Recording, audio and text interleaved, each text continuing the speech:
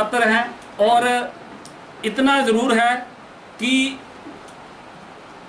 आज किसी साथी के जाने का जो है दुख तो खैर होता है, लेकिन ये हमें अफसोस नहीं रहेगा कि हम उसके लिए कुछ भी नहीं कर पाए।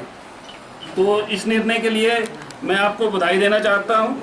और इसके साथ जो है बहुत सी बातें हैं कि निराशा नेचुरली फैलती है, क्योंकि मांग हमारी बहुत बड़ी है। मांग कोई बहुत छोटी मांग नहीं है कि जिसको और इनकी कई पार्टियों की औकात नहीं है इस मांग को पूरा करने की।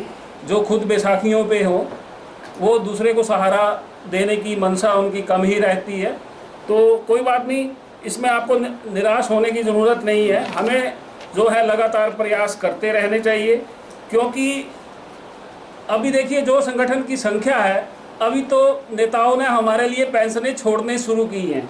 आपके सामने उदाहरण है कि एक पूर्व सांसद और एक विधायक ने हमारे समर्थन में अपनी पेंशन छोड़ दी है। वो हमारे संगठन के लिए बहुत बड़ी बात है। कोई और बता दे कोई नेता कि जिसने ऐसा कोई त्याग किया हो। अभी छोड़ना शुरू हुए हैं, अभी देने शुरू होंगे आगे जाके, लेकिन प्रयास हमें करना है कि वो पीक जो है उस वहाँ तक जो संगठन को पहुँचाना जो है हमारा काम है। उसके लिए अपने जब तक हम खुद आशावादी नहीं होंगे हम किसी को नहीं समझा सकते। आपको खुद आशावादी बने रहना है, संगठन पे विश्वास रखना है। और ये संगठन एक ऐसा संगठन है जिसमें बहुत बड़े बड़े उदाहरण हैं। नरेश ठाकुर जी ने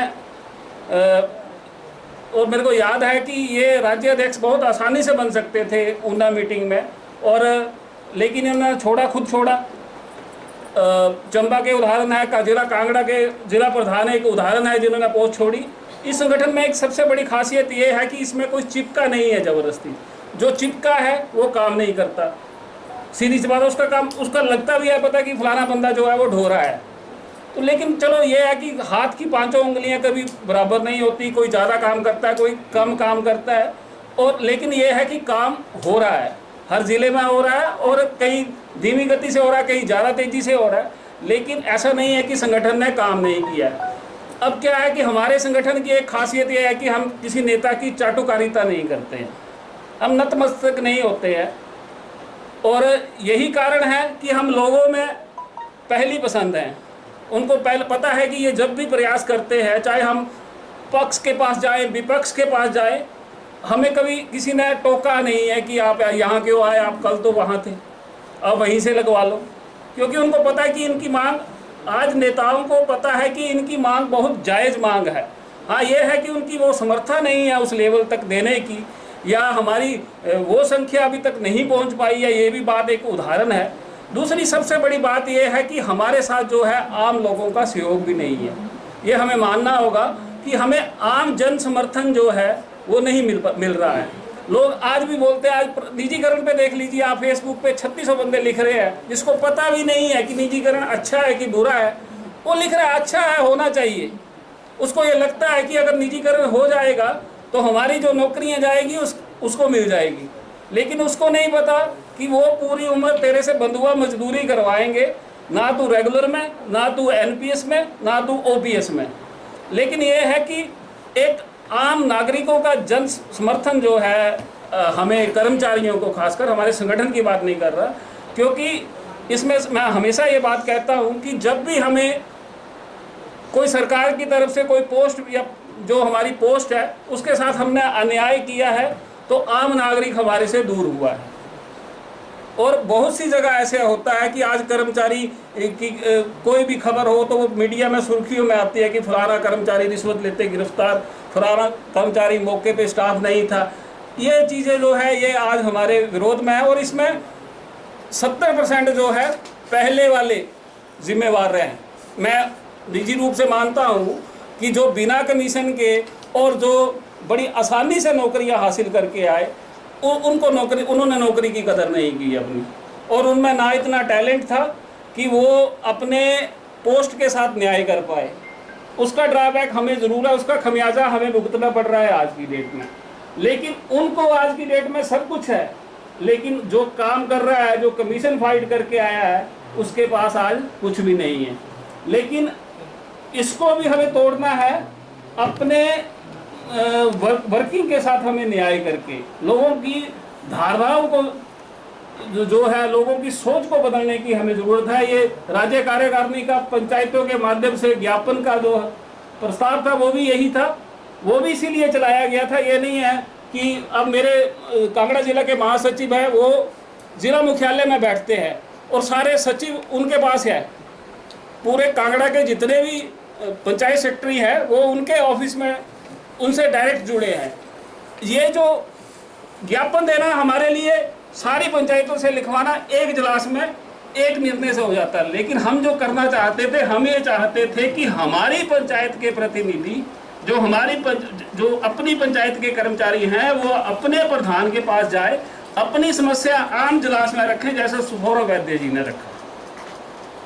नहीं तो ऐसे मैं 50 पंचायतें एक हफ्ते में कवर कर सकता हूँ, लेकिन मेरे तीसरी पंचायत में जाके वो वहाँ से प्रधानमंत्री को ज्ञापन देने का कोई फायदा नहीं है जब तक आम जनता में ये चीज़ पता नहीं है कि कर्मचारियों की ये हालत है।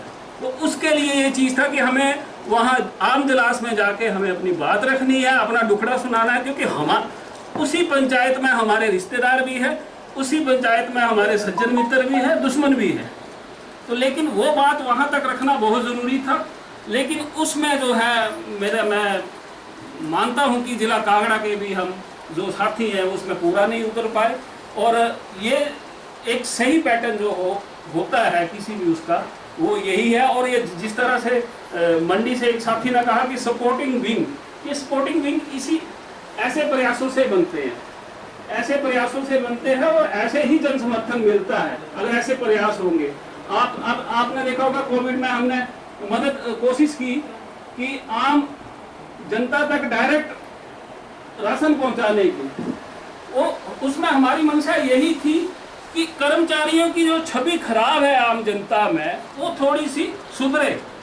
और ये कोरोना में ये बहुत कुछ हमारे कर्मचारियों को वो मान सम्मान मिला भी, उसका फायदा भी मिला कि हमारे कर्मचारियों की छवि थोड़ी सी उसमें सुधरी। लेकिन इसमें जो हो गया है वो उसमें इतनी परतें चढ़ गई हैं कि उसको धोने में थोड़ा सा टाइम लगेगा। ऐसा नहीं है कि ये नहीं हो सकता है, कोई भी काम सोच लिया जाए तो मुश्किल नहीं होगा, तो निराश होने की ज़रूरत नहीं है। ये खुद आएंगे एक दिन हमारे पास, जो आज हमें इग्नोर कर रहे हैं, क्योंकि हम कोई ऐसा संगठन नहीं है कि हम चाटू काटते हैं या जो सरकार आती है तो हमारा अध्यक्ष बदल जाता है या कोई हमारा प्रतिनिधि बदल जाता है। नरेश जी पहले भी यही थे, प्रदीप जी पहले भी यही थे, सिर्फ पोस्टें बदलती है।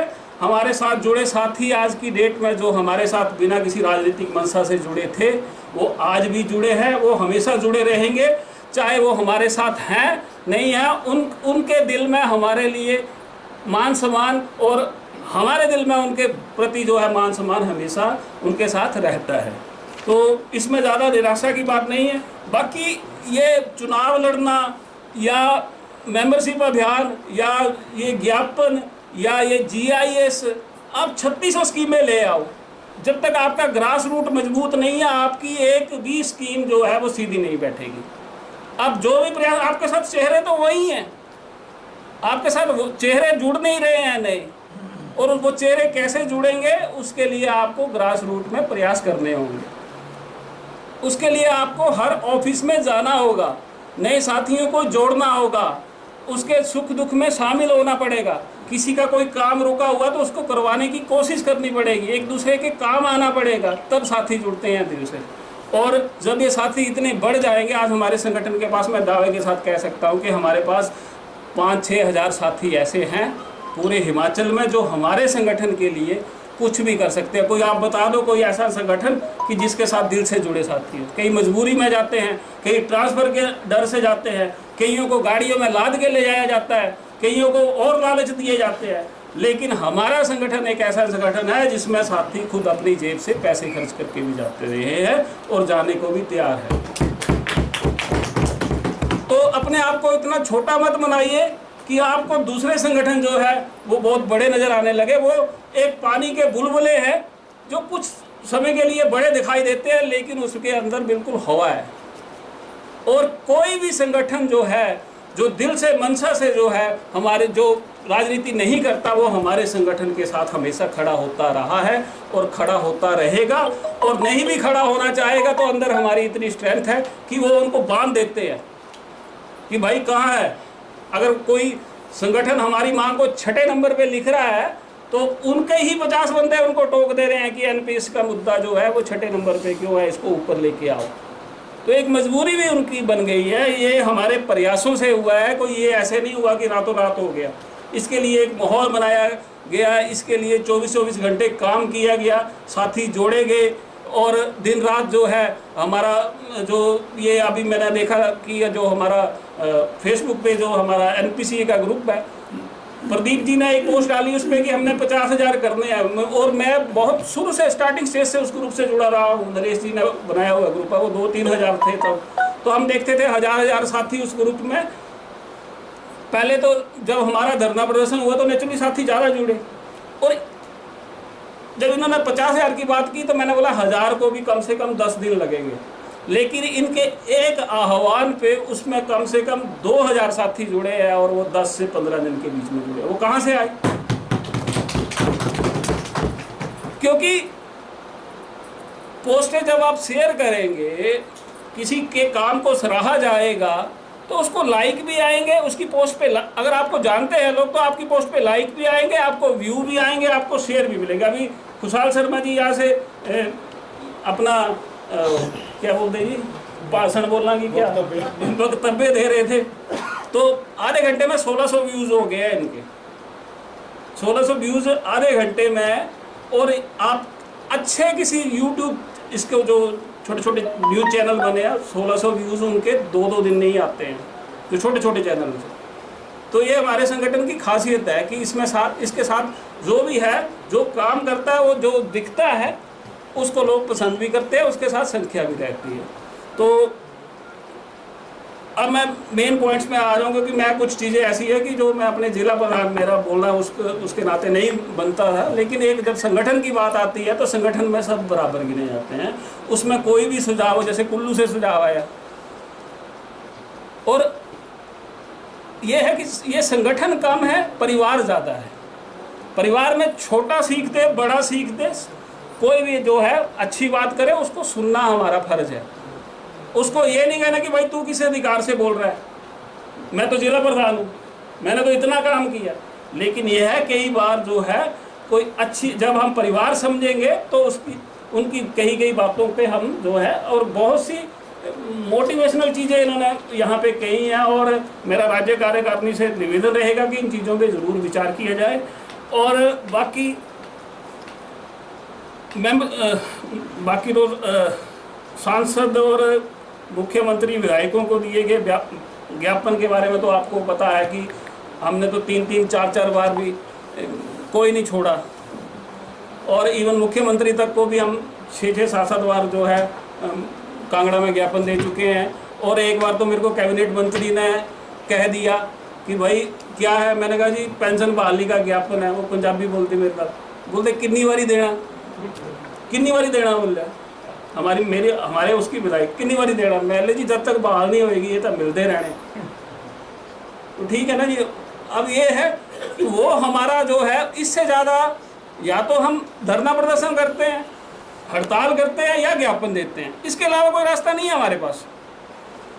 और सबसे आसान है ज्ञापन। चले कब तक ना करेंगे, हमारा क्या जा रहा है, दो पेज ही जा रहे हैं, 1 घंटा 1.5 घंटा ही जा रहा है। अखबार में खबर तो आ रही है, कहीं ना कहीं कटिंग तो जा रही है, कहीं ना कहीं 4 साथियों को तो पता लग रहा है। एनपीसीए वाले आज मुख्यमंत्री से मिले, एनपीसीए वाले आज, और मैं बताऊं विक्रमादित्य जी से मिले तो एक गए, सरकार गई, एनपीसीए वाले विक्रमादित्य ने चली ये बोल दिया, राजस्व साहब के साथ गई, तो अब तीसरा मोर्चा आ गया। हमें पता है हमारी क्या औकात है, लेकिन बाहर वालों को तो नहीं पता है, बाहर तो हम बड़े हैं। लेकिन ये है कि उसके लिए जो है लगातार प्रयास तो हमें करने होंगे। और ये जो सुझाव था आपका जिला मुख्यालय वाला कि आप ज्ञापन देना चाहते हैं, मैं चाहता हूं कि इसको थोड़ा सा ज्ञापन के साथ साथ 1-2 घंटे वहाँ बैठा भी जाए, जैसे हम राजेंद्र प्रसाद जी के साथ बैठे, उसमें क्या होता है 40-50 बंदे जो हैं बैठते हैं तो लोग भी देखते हैं। ज्ञापन तो कमर दिया 3600 दे के जाते हैं डीसी को, कौन दे गया कौन नहीं दे गया। हम वहाँ एक जैसे मैंने देखा, देखो हर उसमें सुलझे हुए पॉलिटिशियन से, पुराने नेताओं से भी आदमी सीखता है। हमें कुछ नहीं पता था कि उनकी क्या प्लानिंग है राजेंद्र प्रसाद जी की। वो आए, उन्होंने हर चीज़ प्लान की हुई थी, तख्तियाँ चुनना, उन्होंने ये मार्किंग की, सौरभ जी को पता है कैसे बंदों को बिठाया, लगाया, सब कुछ लगाया, और कर के 2-3 घंटे में आगे हुए। तो ऐसा तो हम भी कर सकते हैं, ठीक है ना जी। 2 घंटे बैठ जाएं हम वहाँ, 40-50 साथी बैठे, और जिला मुख्यालय में करना ज़्यादा आसान है, क्योंकि इसमें जो है हमारी काफ़ी, हम तो SDM ऑफिस कार्यालय में भी कर देंगे, लेकिन ये कि जब रिपोर्ट जाएगी तो फिर SDM में कहीं गया होगा, कहीं नहीं गया होगा, कहीं कोरोना होगा, कहीं बफर जोन होगा, है ना। तो जिला मुख्यालय में तो काम चल ही रहा। हाँ, 40-50-100 बंदा तो अंदर ही बैठता है। लंच में भी आएगा वो, कम से कम हमारे साथी बैठे हैं जी, प्रदीप ठाकुर जी बैठे हैं अभी डिस्ट्रिक्ट पे आके ब्लॉक में है ना। तो उसके बाद जिला मुख्यालय में जैसे अब पता लग गया जी जिला मुख्यालय पे प्रदीप जी बैठ रहे हैं, तो नेचुरली आएंगे।